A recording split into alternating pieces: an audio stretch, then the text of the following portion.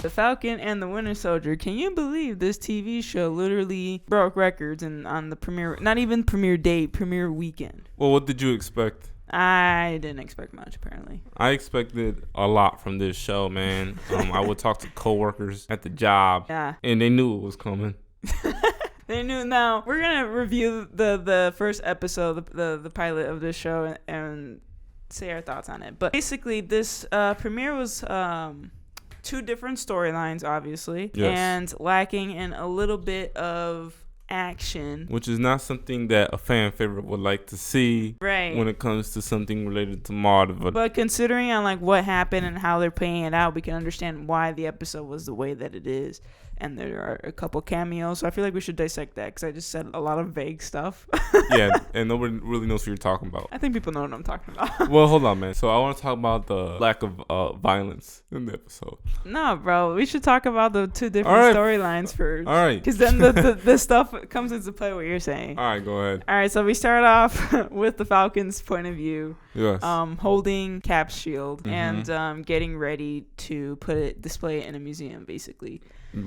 In that whole scene, we get to see a little cameo of War Machine. War Machine ends up being up in there, and I think Sam, aka the Falcon, is like going back and forth in his mind on whether or not if he should take up the Captain America mantle. Yeah, and during that sequence, there was a little bit of action, like you were saying, where he suits up as the Falcon. He's working with the U.S. Air Force during this time frame after Endgame, and apparently there's like this big bad villain called LAF that we don't know about. Yeah. It actually was pretty cool to see Falcon, taking care of business, kicking butt by himself. He had a red wing, whatever that thing is that attaches to his booty or something. But he's cool, man. I mean, I can't even. I was telling Jess, I was like, yo, man, like, I don't know if he gave away the shield out of respect or due to fear. But at the end of the day, I guess he's a sissy because he didn't want to be Captain America. I think there's just a lot going on in his mind because you got to remember that during the time of the blimp, like they were gone for a long period of time.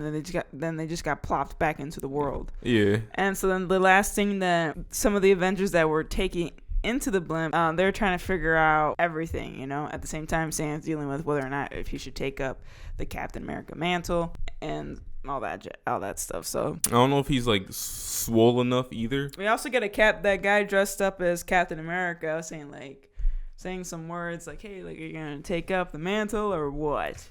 Yeah. So we'll see what happens. I mean, on the other point of view, we are in New York, no longer in Washington. Yes.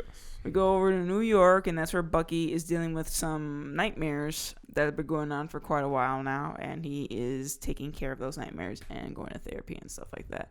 I don't know about taking care. Well, but he's trying. Yes, he's trying. And then he is having weekly lunches with a friendly neighbor who's a little older than he is. Yeah. And that's basically who he talks to on a daily basis, right? It's either his friend, his neighbor, or his therapist, I feel like. Yeah, so he's not really talking to nobody. He still got the metal alarm. And, Sam was trying to hit him up. He's not answering his phone. So it's like... He's not answering his phone because his phone is too old. You see, because he has a flip phone. So the smartphones cannot detect a flip phone device. No, I'm kidding. He's probably got the ringer off too. Like... Yeah, so two different storylines, but let's see what happens. Flip phones are actually slept on, man. No, I know. I was just making a funny... Like, what if they have a flip phone? I was just making a funny joke, bro. Like, literally. Sorry about that.